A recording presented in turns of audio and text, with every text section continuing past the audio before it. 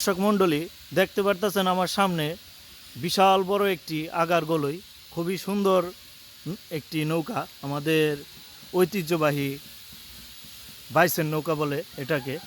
এই নৌকাটা মূলত হয়েছে বাইমেল এক্সপ্রেস 2। খুবই সুন্দর একটি নৌকা বানাইছে তারা এলাকার সকলেই মিলে এই নৌকাটি বানানো হয়েছে। তাদের অনেক এই গ্রাম বাংলা ঐতিহ্য নৌকা বাইচ খেলার অনেক শখ।